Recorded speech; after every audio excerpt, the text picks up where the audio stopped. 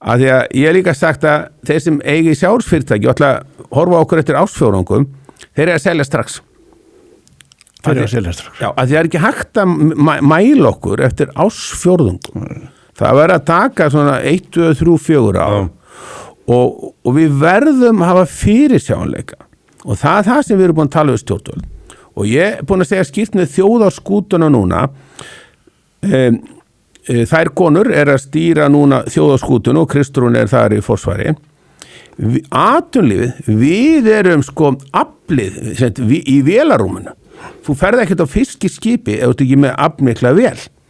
Við verðum var við hann núna, aflið er að minnka í þjóðarskútunni en kallin upp í brú, eða kellan upp í brú, hún fær kannski ekki alveg við þetta 1, 2 og 3. Ef hún hlustar ekki á okkur vélstjórana og þeir sem eru að reka niðri, að þá náttúrulega taka 8 þessu á hlutunum og sent. Já, vélar vana jafnvel þegar upp er staðið. Og ég sagði að vélinn í hagkerfinu, við erum að tala um vélinn í hagkerfinu. Hún er að hægja á sér. Þetta er vel orðahöfugumdur.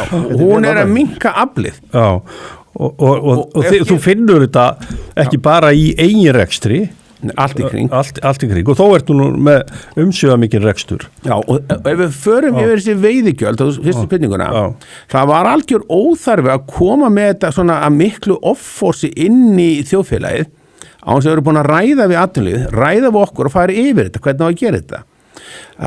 Hætt allir að fjárfesta í sjávarútvegi, það voru allir hræddir og hvað gerist?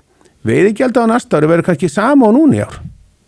Já. Þetta er allt þetta fjaður og það sem ég læra þessu er að stjórnvöld á hverjum tíma verða að vinna með atvinnulífinu.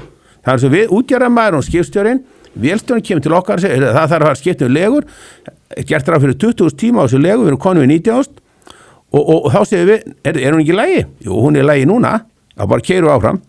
Svo erum við á loðnuvertíð, þá hrynur legan og skipið stoppar á loðnuvertíðinni að það var ekki hlustað á okkur sem voru niðri og stjórnmálamenn á Íslandi og æðstu embættismenn þeir eiga að vinna betur með íslensku atvinnulífi.